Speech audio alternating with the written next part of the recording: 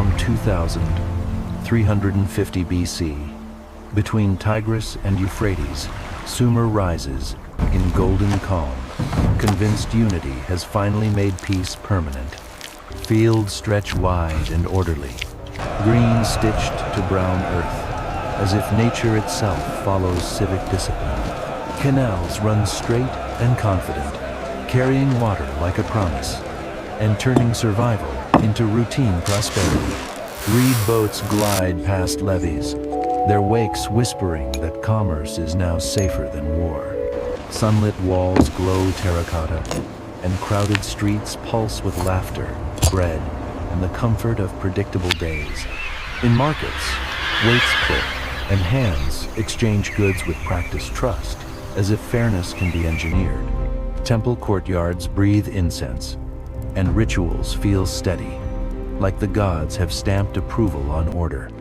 Scribes press reed into clay, recording grain and births, believing that writing can hold history still. Farmers lift water with rhythmic arms, and the land answers with green that looks like certainty. Children run between stalls, carefree, while banners ripple above gates like a final verdict of stability. Yet old rivalries rest beneath the surface, embers under ash, waiting for the right wind. The city-states remember every siege, every border, every insult, even when they pretend to celebrate unity. Peace here is not silence. It is movement that has not yet been interrupted. A clay map lies open, canals etched like veins, and power is measured by whoever controls the lines. Councils speak softly because yesterday's enemies now share one roof, and trust is still young. Lugalzagesi stands as Sumer's stitched crown, ambitious eyes hidden behind ritual calm and public certainty. His name travels with caravans, and each city repeats it like a spell against returning chaos. Gates hold festivals, not alarms, and drums practice for celebrations instead of battle. But a single sealed message can turn celebration into calculation, faster than any storm. A courier arrives, dust-coated, bringing clay sealed tight, and the room feels colder before it opens. The seal breaks with a soft crack, and every listener hears a new threat without words. Rumors from Kish drift south, carried by traders who look over shoulders before speaking. They say the palace there is uneasy, and unease spreads like smoke across dry reeds. Lugalzagesi's council studies the north, and fingers hover over map edges like knives. Outside, canals still sparkle, but the camera finds tightened grips and longer looks at gates. The unified realm feels like fresh mortar, strong today, but still drying under heat. In alleys, whispers grow, because fear always finds shade, even under bright sun. A close-up shows a crack in mud brick, small but honest, a warning embedded in walls. Merchants praise peace, yet quietly count how many roads lead to Kish and back. Priests chant, as usual, but incense curls differently when politics turns the air heavy. The rivers keep flowing, indifferent, carrying both harvest and the seeds of conflict. A wide shot of traffic shows prosperity as motion, and motion as something that can be redirected. Farmers smile, but their smiles depend on canals, and canals depend on whoever commands labor. In the marketplace, trust looks strong, yet every bargain reveals how linked the cities have become. Lugalzagesi walks the walls, believing unity will deter challengers by sheer reputation. His banners hang high, but banners cannot stop a disciplined march that has not yet begun. Sumer's beauty becomes its vulnerability, because wealth draws those who can organize hunger into conquest. A distant shot frames the horizon, empty, but waiting for a new shape to appear. On the map, north is a blank space, where stories become strategies, and strategies become armies. A scribe writes city names in neat rows, and each name feels like a fragile promise. The list ends, but the anxiety continues, lingering like dust after a caravan passes. Water glints under sun, and the brightness hides how quickly control can switch hands. In temple shade, elders remember old kings of Kish and why crowns attract hungry eyes. A guard changes, shifts, and routine becomes a ritual of prevention even before danger arrives. The camera drifts over rooftops, then down to street level, where people sense time tightening. Sumer looks like a garden, but gardens are entered, claimed, and replanted by outsiders. The music thins, because the future has begun moving long before anyone admits it. Beyond the horizon, a name without a crown is about to rewrite the map's meaning. By about 2334 BC, in Kish, corridors feel tense, and a cupbearer named Sargon watches power closely, learning every weakness. Urzababa sits uneasy on his throne, sensing danger without seeing its face in daylight. Sargon moves silently with wine and water, close enough to hear secrets, trusted because he appears harmless. His eyes scan guards, not as men, but as a pattern that can be rearranged. He studies granaries and keys, knowing bread and access, decide who survives a coup. Court rituals glitter. Yet Sargon listens for what happens when ceremony ends and fear begins. In the temple, a legend circulates, hinting gods sometimes lift the lowborn into kingship. Incense rises, and faces pretend neutrality, while hope and dread trade places in silence. Sargon's hands pour carefully, but his mind counts routes, loyalties, and the cost of hesitation. Urzababa tightens control, and the tightening itself becomes proof that he is afraid.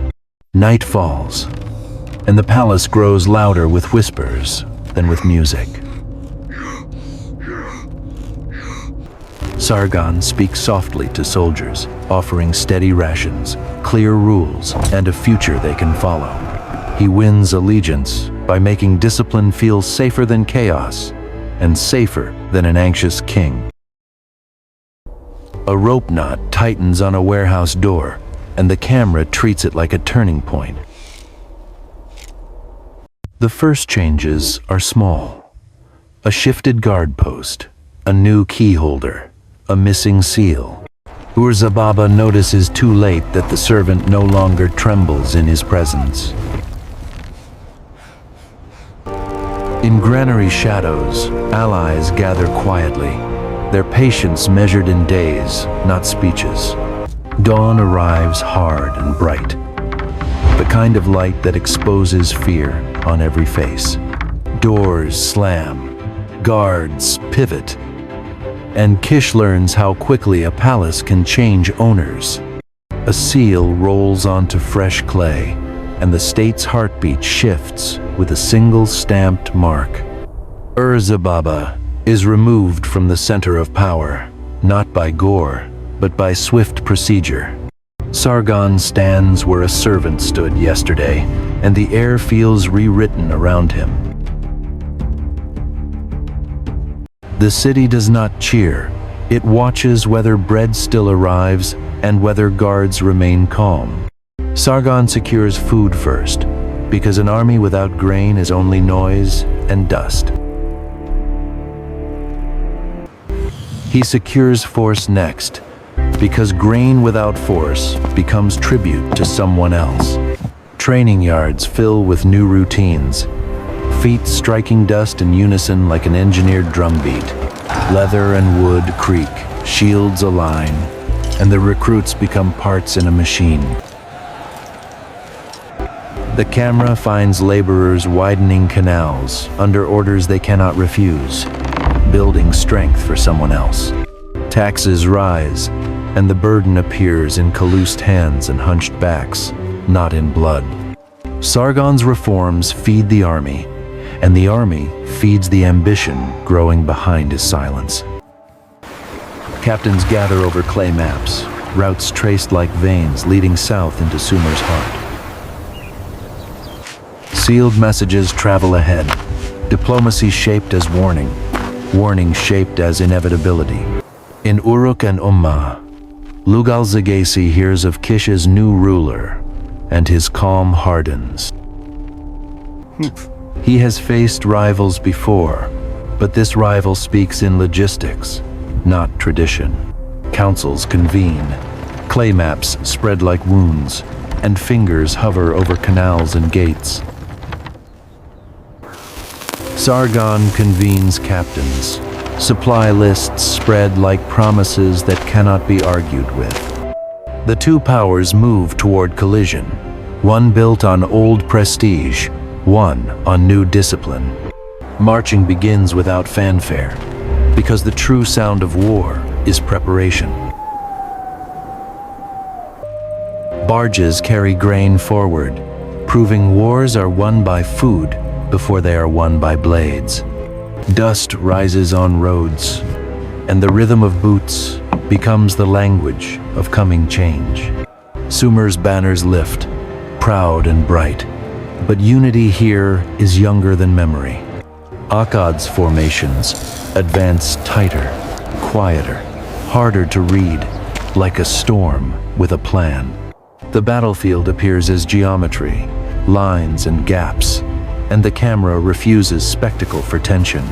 Drums throb far away, and hearts match the rhythm unwillingly, because fear keeps perfect time. Lugalzagesi stands firm, believing the old order can still command the future through will. Sargon watches without emotion, measuring the exact moment the old order will bend. The clash arrives, and Sumer's peak becomes its turning point in one long breath. When dust settles, the map has changed, and the future wears Akkad's seal. Around 2330 BC, after victory, Akkad replaces banners and seals, turning conquered cities into entries on an imperial ledger. Guards become fixed shadows at crossroads, making presence feel permanent even when no violence is shown.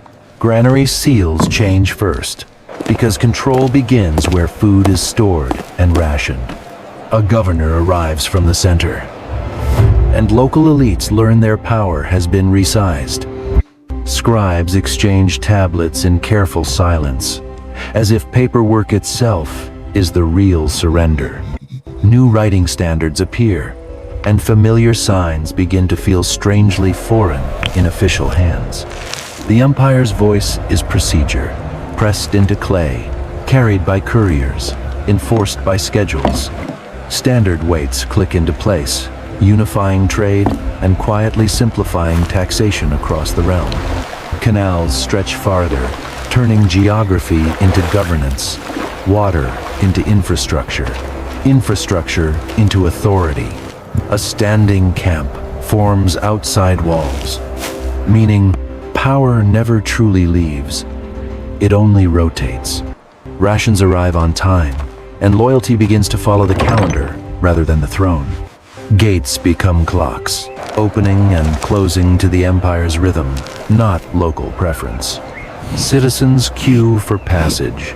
Learning movement now requires permission, seals, and patience. Temples endure, but ledgers behind. Altars change hands, deciding what sacred time can afford. Old tablets are stacked lower, not burned, but quietly buried beneath administrative convenience. Markets continue, yet people learn to keep eyes down when officials pass. Seals mark every jar and sack, making trust a stamped commodity rather than a shared feeling. On the river, boats move in lines, and empire rides the current like a steady hand. Families become entries on tax lists, measured, recorded, managed, and quietly normalized into compliance. Sargon reads reports like battlefields, scanning numbers for weakness with the calm of a seasoned commander. A network of governors spreads, turning city-states into nodes of central will and quick response. Checkpoints, treat seals as passports, and trade learns that legitimacy now has a standardized mark. Guard rotations click like gears, teaching people control is routine, not an emergency. Rituals are not destroyed. They are scheduled, supervised, and folded into the imperial timetable. The same sun burns, but shadows now belong to Akkad, stretching longer across older identities. Contracts unify across regions, and the empire begins copying itself in every city it holds. Merchants breathe easier under standard rules, even as freedom narrows and speech softens. Irrigation improves, because feeding fields means feeding the state, and the state never forgets hunger. New canals widen, and power flows inside the same channels as water and grain. Sargon inspects banks and levees, building dominance through unglamorous precision, not theatrical triumph. Walls are reinforced, because empires fear what they have created, especially when it grows. Repeating symbols replace local signs, and difference begins fading without any single dramatic decree. A Sumerian scribe teaches both scripts, one hand holding memory, one hand adapting to survive. People adjust, and habit becomes the empire's strongest ally, stronger than any spear. Soldiers patrol canals, protecting trade as if it were sacred, because revenue is sacred now. At dusk, stronger walls cast longer shadows, and the city feels safer and quieter. Sargon studies water routes, seeing expansion as logistics rather than legend, and planning accordingly. Governors report rising shipments, and wealth turns into appetite, then into policy. Harbors become engineered systems, not resting places, but machines that convert distance into profit. Stomachs grow fuller, but voices grow smaller. The subtle price of order. A Sumerian seal is hidden in cloth, identity surviving by shrinking, not by resisting openly. The river forgets kings, yet carries the marks of every king on its banks. Sargon points outward, and captains understand the next horizon is required, not optional. Seals, weights, routes, checkpoints. The machine runs with smooth inevitability that feels like fate. Route lists pile higher, turning distance into an organized asset the center can command. Canals cut through dust, arrows of water pointing beyond Sumer toward richer edges. Maps show seas as goals, not poetry, and borders as projects, not accidents. A new seal marks a new campaign, and expansion becomes an administrative decision with military consequences. By about 2325 BC, with Sumer secured, Sargon measures ambition by horizons, sending fleets and caravans toward the two seas. Captains receive sealed orders, and expansion moves like bureaucracy, calm, relentless, and difficult to stop. Supply posts rise like stakes in earth, proving conquest begins with storage, not slogans. Scribes record routes, because roads become property once written, stamped, and enforced. Shipyards tighten ropes and reeds, preparing boats for longer distances and heavier cargo. Jars and sacks are sealed, trade disciplined into an imperial bloodstream that never sleeps. At the river mouth, water changes color, and borders soften into currents and salt air. Boats depart toward the lower sea, carrying goods, guards, and the empire's reach. Sargon watches without warmth, treating voyages as moving parts inside a larger machine. Caravans march on dust roads. Empire learning to travel without water, guided by supply and fear. At checkpoints, the correct seal opens doors faster than any plea or threat. A distant city opens its gates slowly, surrendering to inevitability rather than terror. A tablet is stamped, and the city becomes a line item in Akkad's accounts. Discipline restrains looting, because control outlasts theft, and makes future profits predictable. Mountains rise, narrow passes demand planning, and the camera finds courage in preparation. Timber and stone are taken as resources, feeding walls, ships, and the empire's appetite. Far west, cold sea air hints at the upper sea, a legendary limit turned objective. A banner is planted by the coast. A symbol later records, will magnify into myth. Reports return to Sargon, and the sea becomes a logistical milestone, not romance. Harbors swell with new goods, foreign textures, and widened possibilities for both wealth and control. Port taxes are weighed and sealed, turning the shoreline into steady revenue for the center. Citizens stare at exotic cargo, feeling wonder laced with caution, because law follows merchandise. Sumerian scribes copy imperial route standards, adaptation written into clay with quiet resignation. At night camps, fires burn small, but guard shifts stay strict, because distance punishes mistakes. The captain checks sentries, reminding them empire survives by vigilance more than by bravery. New materials fill central warehouses, proof the periphery is feeding the core as designed.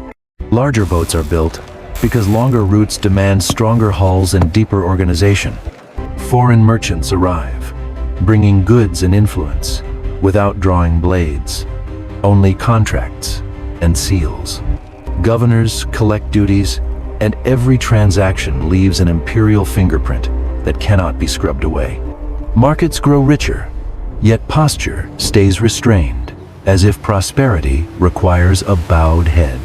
Sargon studies canals as the spine of conquest, keeping movement reliable and rebellion slow. From above, waterways link cities, and empire looks like a network that can tighten suddenly. Sea, mountain, river, warehouse. The same seal binds them into one rhythm of extraction. Catalogs of goods expand, and knowledge becomes another weapon, sharper than a spear tip. Troops move again, because new routes create new reasons to guard, patrol, and tax. A distant harbor dawns, showing how far one king's schedule can reach into strangers' mornings. Tribute and taxes arrive from afar, the center pulling the edge inward through routine. Sumerians hear of two seas, realizing their world has been remeasured by someone else's ambition. Seals repeat everywhere, making empire visible in warehouses and checkpoints more than in palaces. The lower seas heat shimmers, a doorway where goods turn into power, and power demands more. Sargon marks new lines on maps, because enough is never enough for an empire. A fresh order is sealed, expansion reduced to a single stamped decision that changes lives. Couriers depart, and speed becomes the empire's hidden advantage, outrunning rumors and resistance. Men strain under distance, the first cost of reaching too far, revealed in breath and blisters. Sargon remains unmoved, choosing forward motion over pause, because pause invites fracture. At sunset, caravans become silhouettes, and horizons keep retreating like a curse on ambition. Central stores fill, and unseen burdens grow heavier with every success that looks effortless. A seal rolls across a map, and the question becomes, how long control can last? Around 2320 BC, Akkad builds thicker walls and straighter canals. Proving conquest means little without construction that holds territory. Sargon inspects brickwork, power expressed as straight lines, measured thickness, and the absence of doubt. Gates widen for commerce, turning fortifications into arteries of movement, profit, and surveillance. Canals are dredged deeper, water returning stronger, turning fields into reliable engines of grain. From above, irrigation spreads like nerves, making land obey schedules and making schedules obey the state. Levees are reinforced with posts and woven supports, engineering replacing prayer at the river's edge. Labor lists are sealed, improvement built on work that is not optional, only organized. Markets swell, goods multiply, and prosperity feels newly attainable, like a light warming cold stone. Standard weights bring fairness and also make extraction easier. Two truths standing on the same scale. Harbors expand with ordered docks, turning rivers into managed highways that never stop carrying profit. A farm family eats more steadily, stability arriving in bowls, not speeches, and hope feels practical. Yet patrol steps pass outside, reminding everyone the brighter life has bars made of routine. Floodgates regulate flow. Weather turned into a calendar the state can plan around and profit from. Sargon studies grain tallies, empire feeding on counting rather than bread. Control disguised as mathematics. Scribes work faster, and tablets stack like walls of paperwork that hold cities tighter than stone. Light rain falls, levees hold, and trust in the machine deepens through quiet relief.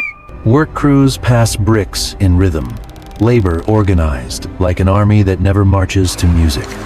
Watchtowers rise higher, guarding not only people, but the flow of goods and the silence of streets. Merchants travel farther with sealed cargo, danger reduced to procedure, and procedure reduced to profit. Temples remain, but oversight stands nearby, measuring sacred time as if devotion needs a permit. At sunset over fields, comfort grows, and loss becomes harder to name because life improves. Sargon and governors plan new canals, building framed as strategy, not generosity, not shared choice. River mouths are secured because controlling ports controls wealth, and wealth buys more control. Citizens learn paperwork and queues, smooth living paired with fewer choices and more watching eyes. Sumerian script slips to the margins, identity pushed into quieter corners where it cannot command. Night patrols cross lamplit streets, empire present even in sleep like a heartbeat in stone. Workshops expand, pottery and textiles multiplying, because trade demands volume and the state demands output. A captain guards warehouses, security and surveillance sharing the same face beneath a disciplined calm. Morning canals glow, reliability becoming the empire's greatest advertisement and its strongest chain. Sargon walks through markets, reading the people like a stability report, not like fellow citizens. Ledgers thicken, taxes steady, and the machine demands more fuel, measured in human hours. Hot winds return, reminding everyone nature never signs imperial contracts and never respects stamped plans. Orders snap into action, levies reinforced with practiced speed, because the system is always ready. People exhale as water stays contained, grateful without being asked. And gratitude becomes habit. Even in warm scenes, guards linger, the brighter cage clearly visible in the edge of frames. From above, walls and canals form a self-holding structure, strong enough to survive its own size. A scribe stops writing Sumerian for the last time, a silent moment with no witness. Larger ships dock, seals thud, and prosperity accelerates like a wheel, gaining momentum downhill. Sargon studies full warehouses as fuel for the next reach outward, never satisfied by abundance alone. The river moves freely, while human freedom narrows beside it, unnoticed until it is missing. Governors submit reports, empire celebrating in numbers rather than songs, order replacing emotion. Children laugh again. Adaptation, quietly strengthening the system, because normal life trains obedience best. An old song falters, not forbidden, only made hesitant by presence, by shadow, by routine. Night reflections ripple in canals, safety and forgetting arriving together, like twin guests in silence. Sargon ages, the machine grows, and stopping becomes harder than marching. Even for kings, dust thickens in the air, a warning that stability can flip without asking permission. A scribe stares at endless tablets, feeling how heavy success can become when it must be maintained. A seal lands with a single thud, and the hidden cost continues accumulating in silence. By about 2310 BC, new tablets stack atop old Sumerian ones, replacement acting like erasure, without flames or broken statues.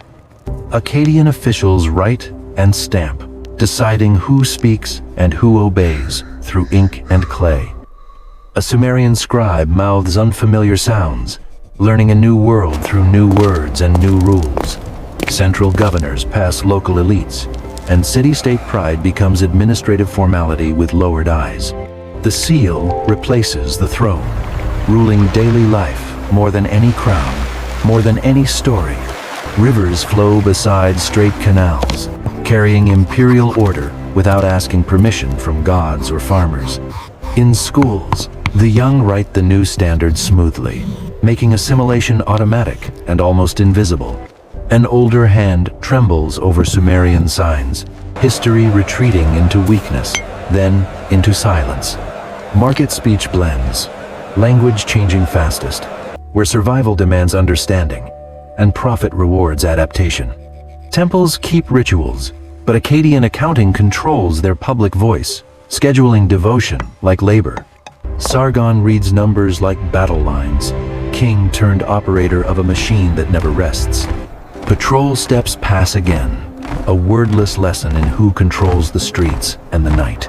Wind blurs signs in dust, a metaphor for identity, fading without violence, only neglect.